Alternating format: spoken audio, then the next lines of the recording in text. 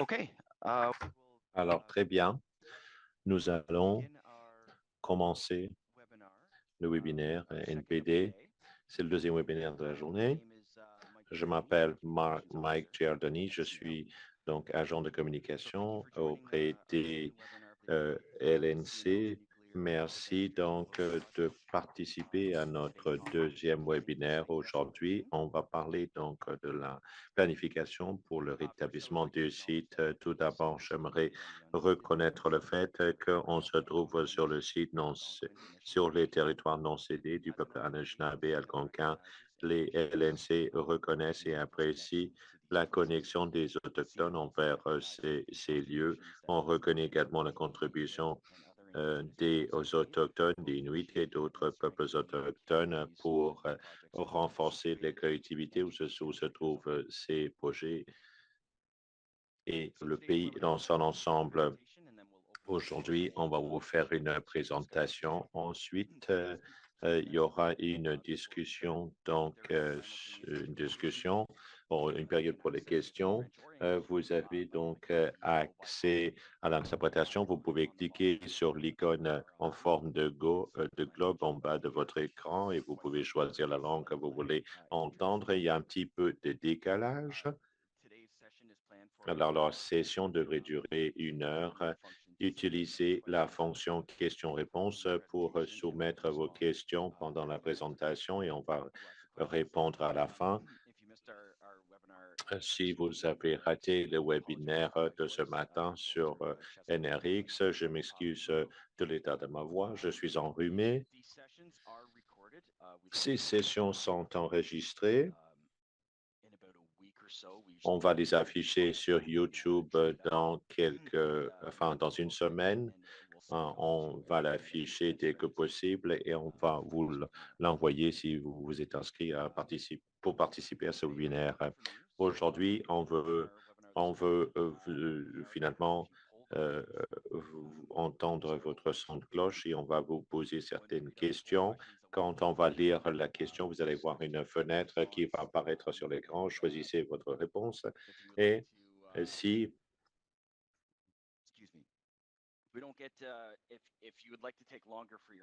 Si vous voulez prendre un peu plus de temps pour répondre, alors vous pouvez nous envoyer un courriel à irem-stakeholder@cnl.ca. Et si vous voulez poser d'autres questions, alors vous pouvez nous envoyer un courriel à cette même adresse. Alors, je vais vous présenter le premier présentateur, Samantha Scott, qui est gestionnaire euh, à- auprès des laboratoires. Bonjour, Mike. Moi, je suis également enrhumé. Je m'excuse finalement de l'état de ma voix. Je m'appelle Samantha Scott et je suis gestionnaire donc de la fonction nettoyage. Je travaille avec les laboratoires depuis 2016. On est responsable de 3 programmes.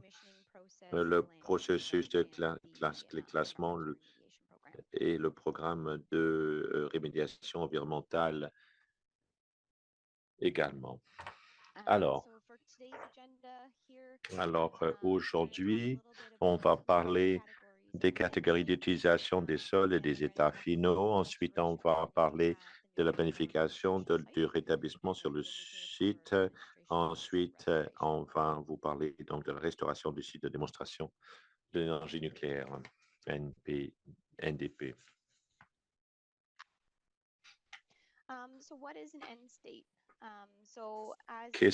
Commençons par une définition. Qu'est-ce que c'est un état final?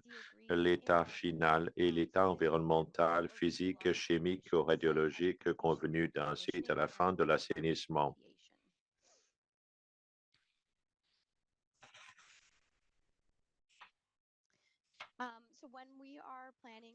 Quand on planifie l'état final, il y a plusieurs aspects dont il faut tenir compte.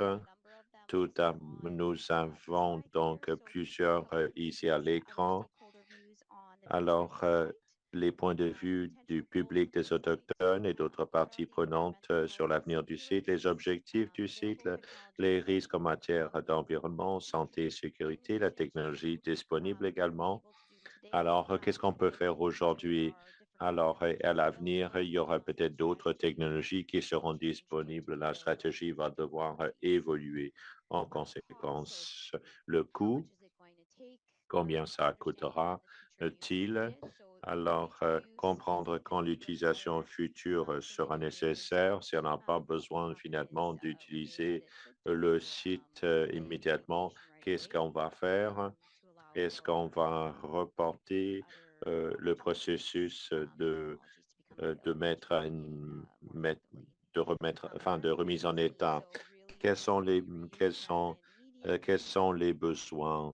Est-ce qu'on va réutiliser ces terrains immédiatement? Est-ce que, quels sont les besoins finalement?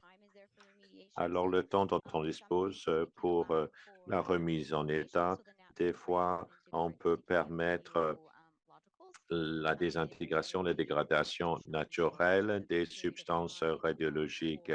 Est-ce qu'il y aura donc un contrôle institutionnel, donc des barrières, des obstacles pour empêcher l'accès? Ensuite, il faut qu'il y ait un alignement sur le programme intégré de gestion des déchets. Est-ce qu'on peut réduire la quantité de déchets? Est-ce qu'on peut utiliser le terrain d'une façon différente? Alors, utiliser donc notre stratégie intégrée de gestion des déchets. Les catégories donc d'utilisation, il y en a plusieurs.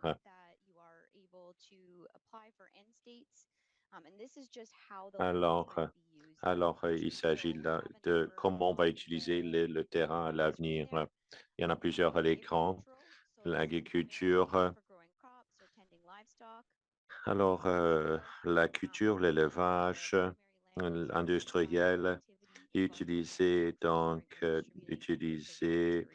pour la fabrication, le stockage ou la distribution de biens ou de matières commerciales. Alors, l'utilisation pour la construction de centres commerciaux, des hôtels, etc., loisirs au parc. Donc, un parc non aménagé, on met l'accent sur la protection de la faune. Ensuite, résidentiel. Alors, résidentiel, donc ça c'est pour les maisons mobiles, les écoles, les maisons, etc.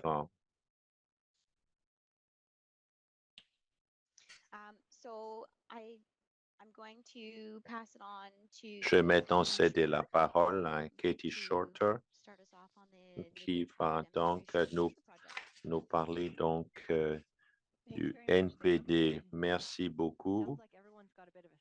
Tout le monde donc est enrhumé ce matin, n'est-ce pas? Je voulais tout simplement donc parler d'une autre catégorie qu'on n'a pas encore évoquée, qui s'applique ici. On veut créer un établissement d'élimination en situ. Donc, ça, la catégorie serait donc un lieu d'élimination sur place. Il s'agit donc de la création d'un lieu d'élimination permanent. Donc, on devrait donc assurer donc le zonage et mettre en place des zones tampons également. C'est une autre catégorie qui s'ajoute à la liste. On va maintenant nous concentrer sur le NPD. Comme vous savez, nous travaillons sur ce projet unique de déclassement du premier réacteur nucléaire canadien. Nous avons commencé notre évaluation environnementale en 2016.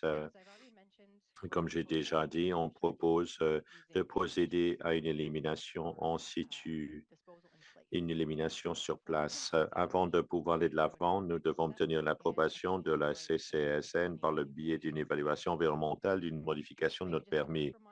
Un petit rappel, le NPD est situé à environ 20 km à l'ouest de Chalk River, près de Ralston, Ontario. L'image de droite montre le site tel qu'il est aujourd'hui, avec donc la cheminée de ventilation rouge et blanc. Alors, on a mis l'accent sur les martinets ramoneurs. Donc, c'est le plus grand regroupement de martinets ramoneurs au Canada. Donc, on va maintenir la cheminée pour ne pas déranger ces oiseaux. Alors, est-ce qu'on peut revenir en arrière un petit peu? Maintenant, j'aimerais vous donner une petite histoire du site NPD et parler des travaux de démontement. La construction de l'installation NPD a débuté en 1957. L'installation NPD est entrée dans l'histoire en 1962 en devenant le premier réacteur de puissance canadien de puissance produisant une énergie neutre en carbone. L'installation a servi de centre de formation pour les générations futures d'ingénieurs. La centrale nucléaire NPD était composée d'un réacteur réélectrique à eau lourde pressurisé CANDU de 20 MW utilisant des combustibles d'uranium naturel dans un tube de pression modérée à l'eau lourde. Le réacteur NPD a été exploité par Ontario Hydro jusqu'à son arrêt en 1987 suite à 25 ans d'exploitation. À ce moment-là, la responsabilité a été donc transférée à EACL. Des activités préliminaires de déclassement ont été menées entre 87 et 93, au cours desquelles le combustible a été retiré du réacteur et transporté à un lieu de stockage sur le site des laboratoires à Chalk River. Ensuite, on est passé donc à la phase 2 de stockage et de surveillance. C'est l'état d'avancement actuel. On travaille à terminer le déclassement et on propose de le faire par une élimination in situ. La structure en surface sera démolie et tous les débris de démolition seront placés dans les espaces vides sous le niveau du sol. Les débris de démolition, les composants restants du réacteur et les déchets existants au NPD seront complètement scellés en remplissant la structure souterraine avec un coulis spécialement formulé pour contenir et isoler les contaminants. Ensuite, la structure sera recouverte d'un couvercle en béton. Les vues aériennes avant et après illustrent l'évolution du paysage du site. On voit des parties qui ne sont plus là. À droite, on voit donc un espace ouvert qui a été finalement nettoyé. Alors, ces bâtiments ont été donc éliminés. Il reste donc certaines structures dans les systèmes finalement de gestion d'eau pluviale. On veut avoir donc la rétroaction du public sur comment ça devrait être à l'avenir. Maintenant, je vais donc vous parler de ce qu'on veut documenter dans le plan pour l'état final. On travaille là-dessus et votre input va nous aider. Ce plan va donc identifier les catégories d'utilisation. Ça va définir l'approche stratégique du CNL en matière d'assainissement, vue du déclassement, et ça va définir les exigences de l'état final et les moyens nécessaires pour atteindre cet état final.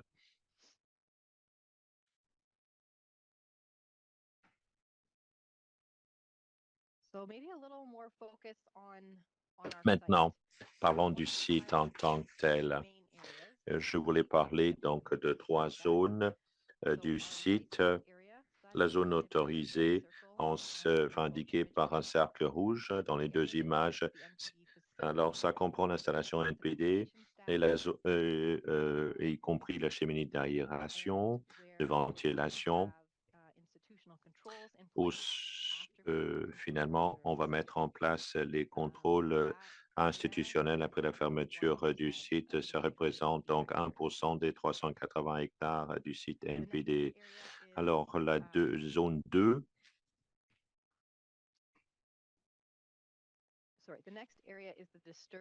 c'est la zone perturbée. Donc, l'accès au site, ça c'est représenté par le polygone jaune. Alors, c'est la route d'accès vers le site. Alors, les stationnements et les chemins en béton qu'on a vus dans l'autre image. Alors là, on a perturbé le site. Alors, le reste, ça, c'est la zone non perturbée. Ça, c'est en vert clair dans l'image à droite. Alors, c'est constitué de forêts non perturbées, d'un paysage naturellement vallonné, composé de zones écologiques sensibles, des zones humides et des habitats d'espèces en péril. Il y a plusieurs choses qui ressortent. La partie encerclée en rouge, en se basant sur les catégories proposées, on propose qu'on l'utilise pour l'élimination des déchets. L'autre zone qui est évidente, c'est la partie en vert clair, non perturbée. C'est une forêt non perturbée. Alors ça pourrait être utilisé comme parc pour les loisirs. C'est cette petite partie à l'intérieur du polygone jaune où on a eu des activités, on a perturbé le site. C'est là où on va insister nos attentions aujourd'hui.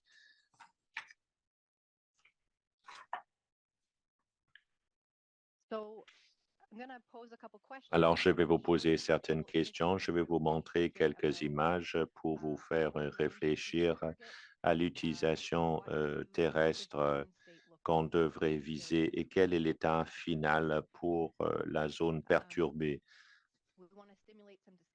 On va avoir une discussion. On veut recueillir vos idées sur ce que pourrait être l'utilisation future de ces zones. Pour chaque photo que vous allez voir, posez-vous la question suivante. Que voyez-vous? Lorsque vous voyez ce type de paysage, à quoi pensez-vous qu'il pourrait servir? On regarde vers le nord-ouest, vers la rivière des Outaouais et le Québec sur l'autre rive. Et là, cette image vous montre clairement les zones perturbées environnantes, donc les stationnements, les chemins en béton, etc. Donc, ça, c'est vers le sud-est. Alors, cette zone autorisée, la zone perturbée, ne représente qu'une très petite partie de l'ensemble du site. Passons donc à la prochaine diapo maintenant. Alors maintenant, regarde vers le sud, vers la route 17. On ne le voit pas, mais on voit la zone forestière qui entoure la partie perturbée. Alors, lorsque vous voyez cette image, à quoi pensez-vous? À quoi pourrait-il servir? Ensuite, si on passe donc à la prochaine diapo, on peut parler maintenant de ce qu'on pourrait faire de cette zone perturbée. On a déjà dit que dans la zone autorisée, alors on prévoit l'évacuation en situ. Comme j'ai dit, ça contient donc des zones qui ont déjà été perturbées. Il y a deux catégories qui seraient peut-être appropriées. Tout d'abord, industriel et l'autre, donc, une utilisation à des fins récréatives. Alors, pour ce qui est donc de l'utilisation récréative, alors ça serait un parc non aménagé, l'accent étant mis sur la protection de la faune et de la flore et la protection de l'environnement. Ça s'aligne avec les valeurs des laboratoires, à protéger l'environnement. Alors, on voudrait donc maintenir et améliorer les habitats existants et créer des possibilités pour de nouveaux habitats de grande valeur.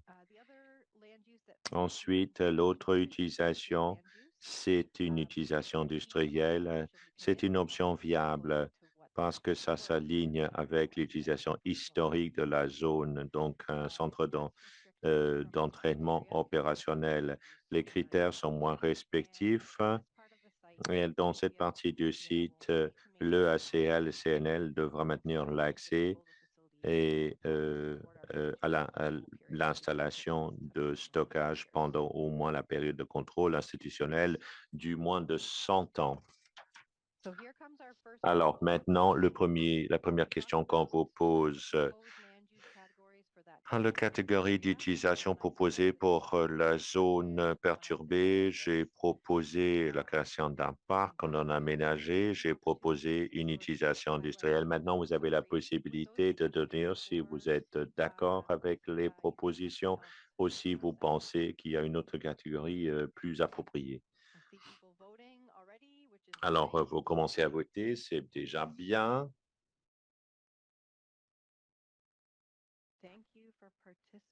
Merci beaucoup, c'est très bien. Je regarde le nombre de participants. La moitié des participants a voté.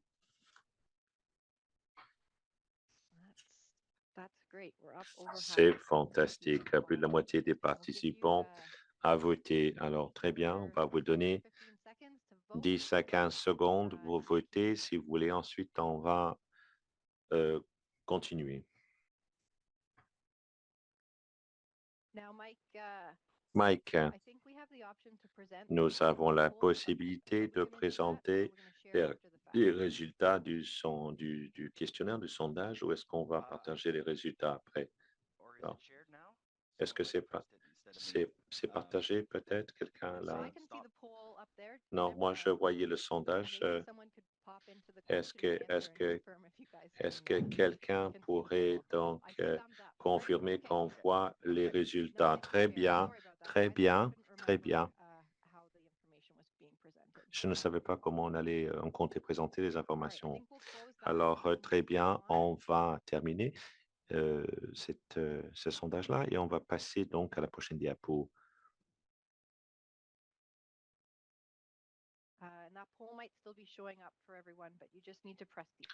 Alors, appuyez sur le X et le sondage va disparaître. Alors maintenant, en parlant donc des objectifs pour l'état final dont Samantha parlait au tout début de la présentation. On voudrait penser donc à l'utilisation suite à la fermeture, le parc à des fins récréatives. Ensuite, il faut penser aux objectifs, des critères qu'il va falloir respecter. Alors, je résume très rapidement. Les critères chimiques et les critères radiologiques proposés pour chaque catégorie d'utilisation. Pour la zone perturbée, nous avons le luxe, nous avons déjà fait pas mal de caractérisation sur le site et on peut montrer que cette zone finalement respecte les niveaux de nettoyage inconditionnel pour les paramètres radiologiques. Alors, ça veut dire finalement que le site pourrait donc accueillir n'importe quelle utilisation future. Alors, pensons maintenant aux critères chimiques proposés.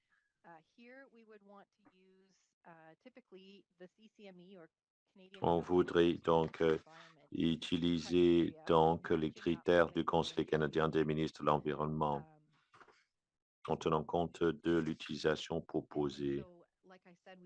Comme j'ai dit, on a déjà effectué certains travaux de caractérisation et nous savons déjà que le terrain peut être utilisé pour une utilisation non restrictif alors sur le plan radiologique et chimique. C'est une bonne chose. Troisième partie, c'est donc la partie, les critères physiques. Les critères physiques qui doivent être comblés. Alors, on doit penser finalement à la nécessité d'élimination de structures sur la surface et souterraine. Ici, je vous présente certains objectifs physiques qu'il faut respecter pour les NPD. Ce n'est pas une liste exhaustive. Alors là, on veut vraiment vous entendre vos idées avant de achever nos plans. Quelques exemples. Tout d'abord, alors maintenir la cheminée de ventilation, faire en sorte que tous les déchets finalement seront donc stockés dans la zone autorisée. Alors que l'entreposage soit fait de façon sécuritaire, tous les déchets radioactifs, les déchets dangereux, la contamination radiologique et non radiologique dépassant les seuils de libération établis euh, devront être retirés du site. On ferait donc un échantillonnage de vérification pour le confirmer. Ensuite,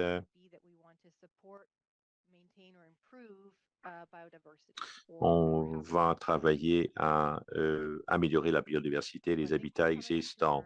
Donc, on arrive maintenant à notre prochaine question. Alors, continuer à penser à ces objectifs physiques, penser à l'utilisation terrestre qui serait appropriée pour cette partie perturbée, cette zone perturbée. Quels sont les autres objectifs physiques qu'il faut respecter? Alors là, vous avez la place pour écrire une petite phrase ou deux. On va vous donner donc 1 à 2 minutes pour écrire votre réponse. Si vous voulez prendre plus de temps, alors on ne va pas voir les réponses. Alors, vous pouvez y passer par l'adresse courriel que Mike vous a donnée au tout début de cette présentation, ce webinaire.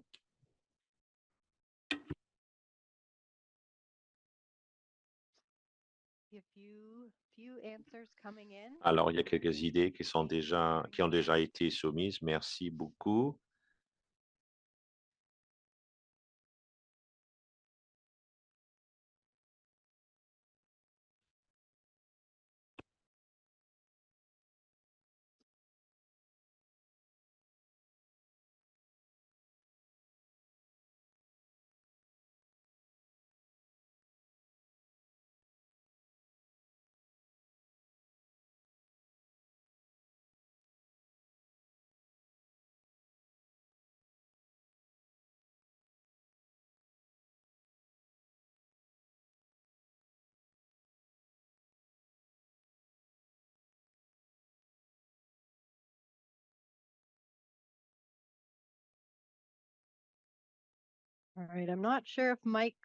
Alors, je ne sais pas si Mike finalement regarde l'heure, peut-être encore 30 secondes pour y réfléchir. Ensuite, on va fermer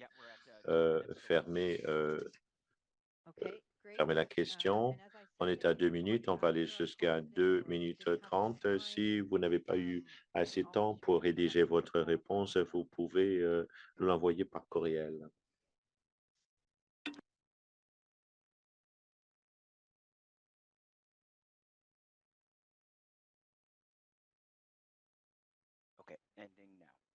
Alors, ça prendra fin maintenant. Merci, Mike. Merci à tous ceux qui ont déjà fourni leurs réponses. Alors, prochaine diapositive maintenant, je vous prie. Alors, maintenant, on va céder la parole à Luc, qui est des nôtres aujourd'hui. Jusqu'à présent, nous avons discuté des différents types d'utilisation des sols et des objectifs de l'état final. Mais une fois qu'on les aura maintenus, il va falloir parler finalement des activités de rétablissement qui seront nécessaires pour atteindre ces objectifs. Alors, je cède la parole maintenant à Luc, qui va nous parler des pratiques exemplaires dans un autre secteur, pas dans le secteur nucléaire. Ensuite, on va revenir à la question NPD à la fin. À vous, Luc. J'espère que vous m'entendez. On vous entend très bien, très bien. Je vais parler donc de rétablissement des sites. Je vais utiliser un exemple d'un autre secteur. Le secteur que je vais aborder avec vous et qui va peut-être vous surprendre, c'est le secteur du ciment des agrégats. Pendant des années, ce secteur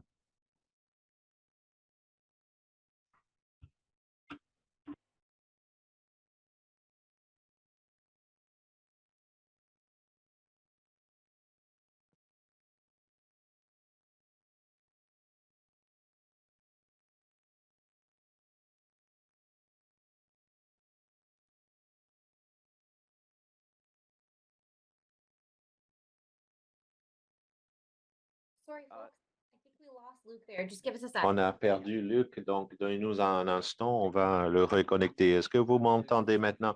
Oui, ça va, vous étiez en mode sourdine.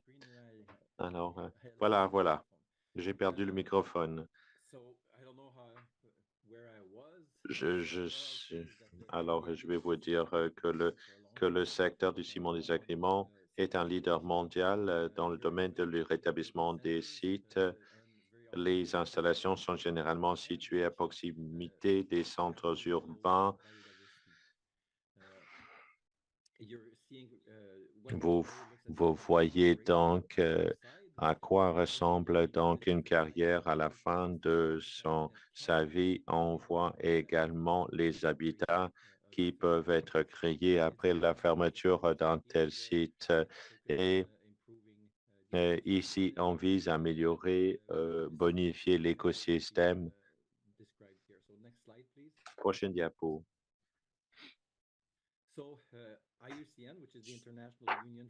L'UICN a élaboré avec Holcim, qui existait au Canada, qui a maintenant fusionné avec la Farge, ont préparé les documents d'orientation sur la biodiversité et sur le rétablissement des sites.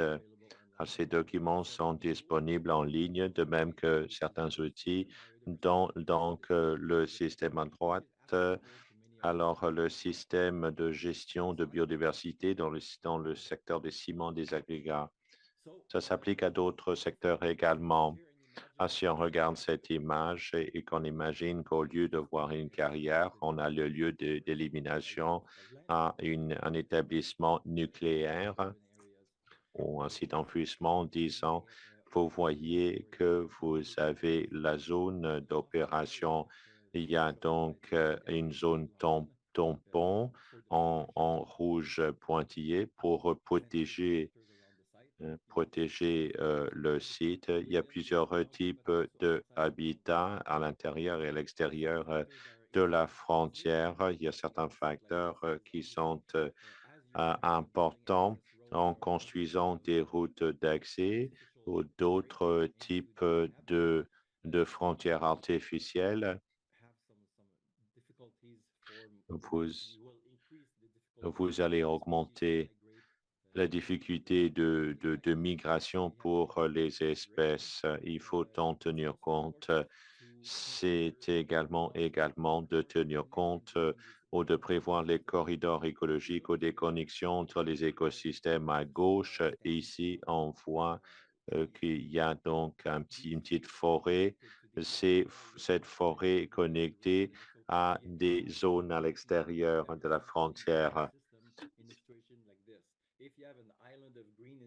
Alors, si on avait juste un îlot donc de forêt en plein milieu d'une ville, l'écosystème ne sera pas très riche. C'est important donc de penser à comment maintenir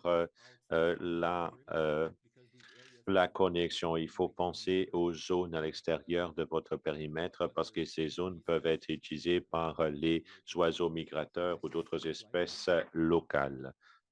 Prochaine diapo, je vous prie.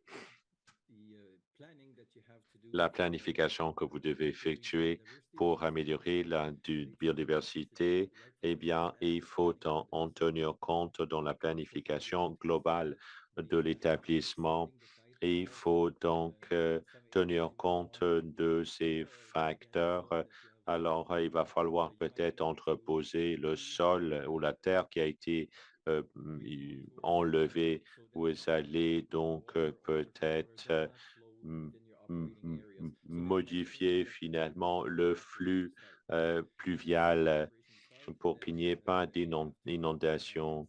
Ensuite, il faut penser qu'on pourrait avoir une incidence sur les espèces et il faudrait mettre en place certains dispositifs de surveillance pour éviter tout impact négatif sur la biodiversité envoisinante. À la fin de la vie de l'installation, il faut penser à tous les facteurs que j'ai déjà évoqués par le passé. Quand on avait une carrière, qu'est-ce qui se passait? On remplissait le trou et c'était le seul paysagement que se faisait pour rétablir ou réhabiliter le site avec les pratiques modernes. On peut créer des écosystèmes, micro-écosystèmes pour améliorer la diversité du site. Ensuite, on fait une surveillance à long terme de la biodiversité. Prochaine diapo. Comment est-ce qu'on évalue ces options? Tout d'abord, il faut identifier et délimiter les habitats sur une carte. Donc, on doit repérer toutes les zones de nidification où les animaux chassent. Donc, vous tentez de délimiter les habitats pour qu'on puisse les éviter ou pour qu'on puisse atténuer l'impact. Ensuite, on détermine le contexte de chaque habitat. Quelle est l'étendue de chaque habitat? À Chalk River, il y a beaucoup de dunes, il y a des terres humides. Ce sont des habitats importants pour les espèces divers. Donc, il faut les repérer sur le site et il faut établir leur niveau de santé, des mesures d'atténuation qui seront nécessaires. Quelle est la valeur de sur le plan de la biodiversité? Si on a un îlot d'arbres dans le centre-ville d'Ottawa, ce n'est pas un habitat qui est propice à attirer de nouveaux espaces. Quel est le degré de menace pour cet habitat si votre établissement finalement s'empiète sur l'habitat? Quelle sera la menace et quelle est l'importance écologique de cet habitat dans le paysage environnant? Si vous savez que le site se trouve dans une zone qui est fréquentée par les oiseaux migrateurs au printemps et à l'automne, et il faut protéger ces zones, ces habitats, parce que ces habitats seront utilisés de façon temporaire, mais de façon régulière. Troisième étape consiste à évaluer l'état de chaque habitat pour qu'on puisse déterminer sa stratégie pour la biodiversité, pour rétablissement, la réhabilitation du site. Alors, prochaine diapo, je vous prie. Alors, c'est le document BURST qu'on voyait au début de la présentation. Il y a des outils visuels pour vous aider à évaluer la santé de votre écosystème. Ici, on a donc l'outil portant sur la santé de la forêt. C'est beaucoup mieux si on a une plus grande variété, si on a une variété importante déjà. Alors, si on a les arbres de la même espèce, même taille, ce n'est pas un écosystème idéal. Et dans la quatrième colonne, on a donc des arbres d'âge différents, de taille différents et une diversité plus importante d'espèces. Alors, si la plupart des troncs sont de la même taille, même âge, ça veut dire qu'on aura moins de variétés que si on avait donc des arbres d'âge différents. Même chose pour les espèces. Si votre site est finalement couvert d'espèces qui ne sont pas natives, c'est beaucoup plus difficile d'avoir une incidence positive sur la biodiversité locale. Alors, c'est mieux que de vous limiter donc à des arbres natifs. Il y a des outils comme cela pour les autres paramètres qu'on va utiliser pour déterminer la santé de la biodiversité. Il y a-t-il donc du bois mort? Est-ce qu'il y a finalement des feuilles mortes par terre? Est-ce qu'il y a une érosion des sols? Est-ce qu'il y a des espèces végétales exotiques? Est-ce qu'il y a perturbation? Est-ce qu'il y a donc une pollution causée par les déchets? La plupart de ces outils sont très visuels. La première version, finalement, était composée de photos, mais maintenant, on en a fait finalement des outils visuels, des images. Et ça vous permet donc d'évaluer la qualité donc, de l'écosystème, la santé de l'écosystème et la qualité de vos mesures de réhabilitation. Le Canada a également élaboré des outils qui peuvent vous aider. Donc, il y a un document sur le rétablissement écologique plutôt, et l'autre sur les espèces invasives. Donc, on a déjà ces outils qui sont disponibles pour nous aider. Quels sont les facteurs qui touchent donc la réussite de vos mesures de rétablissement? On essaie de réduire l'empreinte opérationnelle. Alors, les zones qu'on peut retourner à leur état naturel, c'est quelque chose qui est très important. C'est toujours notre objectif final. On essaie finalement de réduire l'impact de nos opérations. Alors, euh, on vise toujours à retourner les terres à leur état naturel. On peut améliorer les habitats existants. S'il y a beaucoup de branchements par terre, ça pourrait être un danger et provoquer des incendies de forêt. Il faudrait peut-être éliminer une partie des branches pour réduire ce risque. On peut créer de nouveaux habitats de grande valeur, comme on a vu dans les photos au tout début de la présentation, les carrières qui ont été réhabilitées, donc les plages, les lacs qui ont été créés. On peut essayer de recréer de nouveaux habitats. La tradition pendant très longtemps, c'était d'avoir donc une zone ouverte, en planter des arbres. Donc, on s'est limité à un seul, au plus deux espèces. C'est mieux de favoriser la diversité.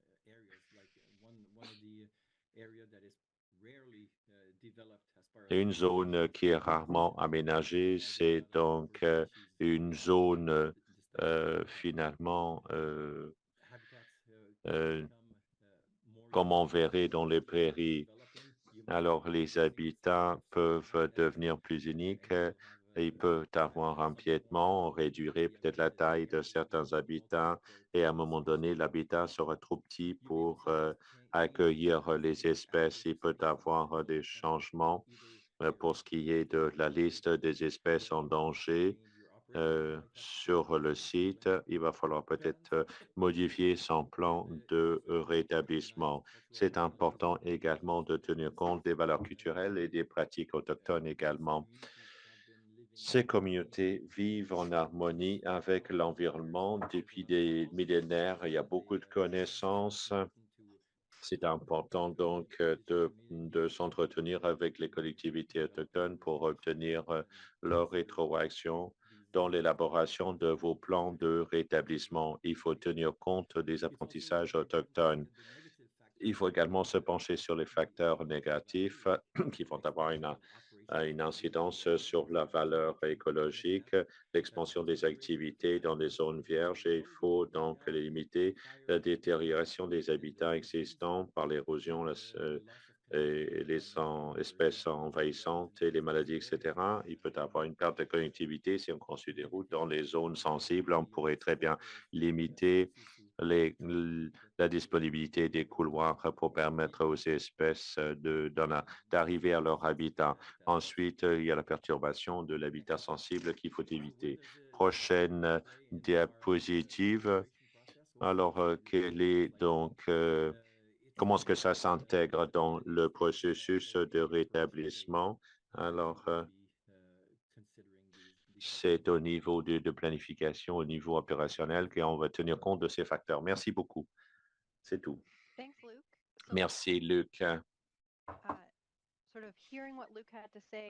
On a écouté les idées de Luc, ce qu'on peut faire pour réhabiliter le site. Nous allons maintenant revenir au site NPD et on va donc nous concentrer sur la zone perturbée. On va penser aux activités de rétablissement nécessaires pour nous permettre donc à utiliser le terrain pour une autre fin à l'avenir.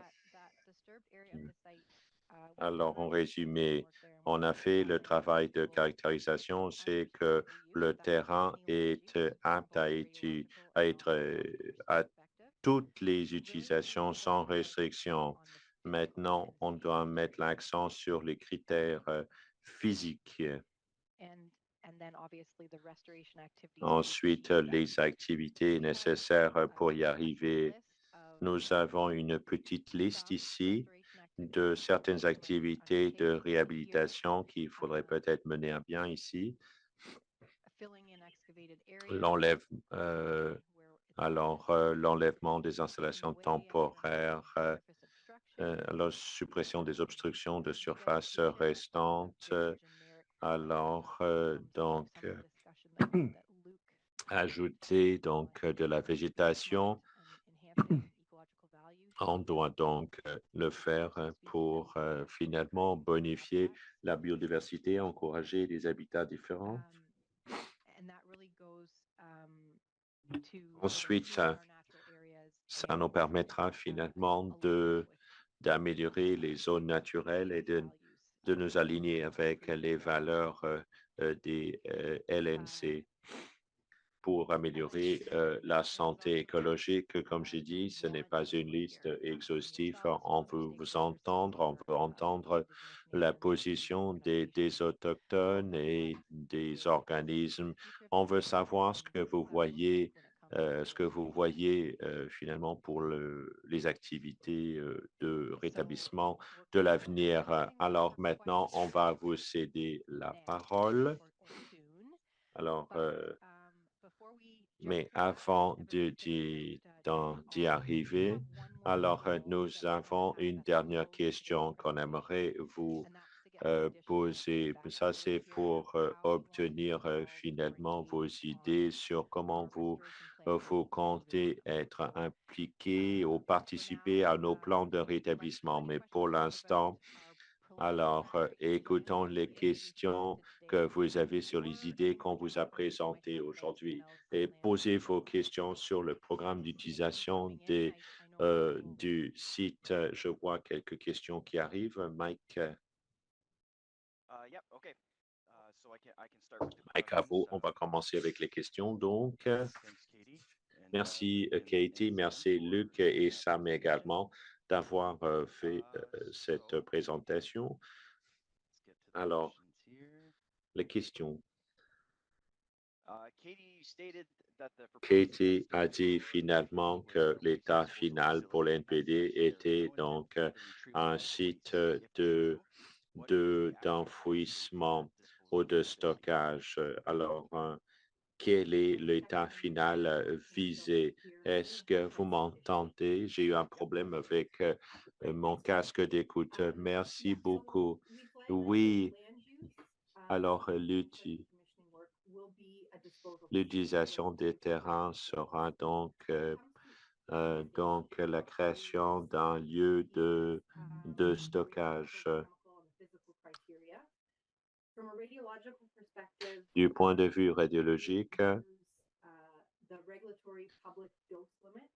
on se base sur la dose limite la dose acceptable, 1 millisievert par an pour notre projet. On réduit cela à 0,25 millisieverts par an. Ça, c'est la dose acceptable pour le grand public. Dans notre cas, ça, c'est le critère idéologique qu'on doit respecter du point de vue chimique.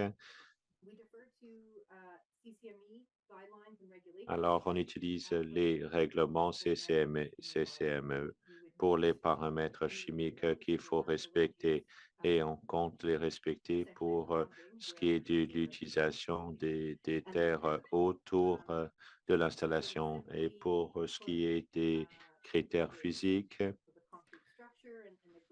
Il y a la structure en béton, alors on y applique du coulis, la cheminée va rester là et sur la surface,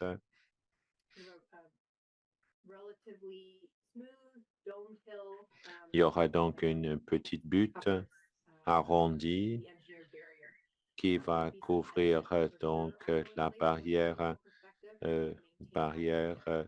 on va et on va maintenir un accès pour qu'on puisse effectuer nos contrôles institutionnels. Prochaine question. Alors, merci, Katie. La prochaine question.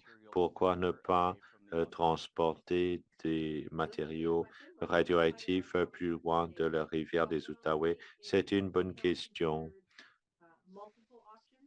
Nous avons donc envisagé plusieurs options pour traiter les déchets. Notre option privilégiée, c'est donc l'élimination en situ. Alors, les déchets seront stockés à 60 à 80, entre 60 et 90 mètres dans le socle rocheux. Il y aura donc un mur en béton qui sera construit. Alors, tout le travail montre que le site d'enfouissement proposé va nous permettre de contenir la contamination, éviter finalement des doses inacceptables pour le grand public. Alors, le transport plus loin a été une option, mais ce n'est pas l'option qu'on privilégie pour l'instant. D'accord, merci Katie. Alors, on va pouvoir peut-être répondre à une dernière question avant la dernière question qu'on va vous poser. Ensuite, on va vous envoyer des réponses écrites si on n'a pas eu le temps finalement de répondre oralement. La première question n'incluait pas finalement, on ne prévoyait pas finalement une utilisation sans limite. Pour moi, c'est un oubli. Alors, je vous dirais finalement que la dernière option le premier sondage était une autre utilisation, à part une utilisation industrielle ou une utilisation pour les loisirs. Il y a une liste qui incluait une utilisation résidentielle, etc. On n'a pas inclus une utilisation sans limite. Sans limite, ça veut dire que c'est apte finalement à n'importe quelle utilisation. L'utilisation la plus restrictive est une utilisation agricole. Ce n'est pas vraiment réaliste, mais c'est une option néanmoins. Merci beaucoup. Nous ne l'avons pas inclus sur la liste, certainement. Mais c'est inclus dans le dernier élément, qui est une autre utilisation différente des premières. Merci, Katie. Maintenant, on arrive donc à la dernière question qu'on voulait vous poser. Alors, la dernière question, on vous a donné donc un résumé de nos premières réflexions. On a mis l'accent sur la zone perturbée autour de l'établissement. Ici, on a une question finalement qui vise à nous permettre de comprendre comment vous voulez donc continuer à participer par les ateliers.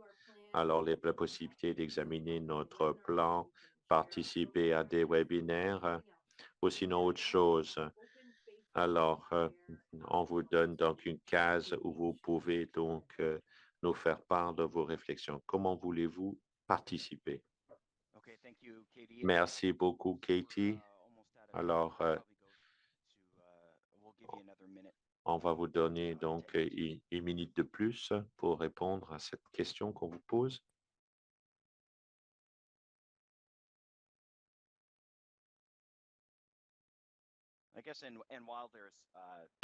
Et pendant ce moment de silence, j'aimerais donc faire le mot de la fin.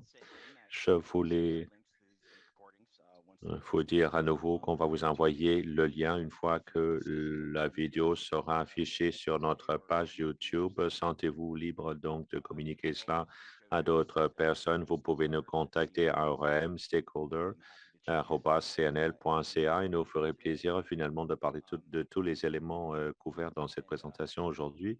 Et avant de terminer, j'aimerais remercier Luc, Samantha et Katie d'avoir fait la présentation. Alors, j'aimerais remercier l'équipe de communication. On a eu donc une bonne participation aujourd'hui, plus de 100 pour le webinaire NRX et 80 pour le webinaire NPD. Beaucoup de participation active. Merci d'avoir participé à ce webinaire. Katie? Voulez-vous peut-être terminer, clôturer? Je vais mettre, je vais finalement éliminer le sondage. Je suis d'accord avec ce que vous venez de dire. Il y avait plusieurs questions auxquelles on n'a pas pu répondre, mais comme d'habitude, on va vous envoyer des réponses écrites. Alors, vous devez donc surveiller votre boîte. Merci d'avoir participé. Merci d'avoir fait part de vos réflexions. Et comme Mike a dit, n'hésitez pas finalement à nous envoyer un courriel à ermstakeholders@cnl.ca. Merci beaucoup et bonne fête.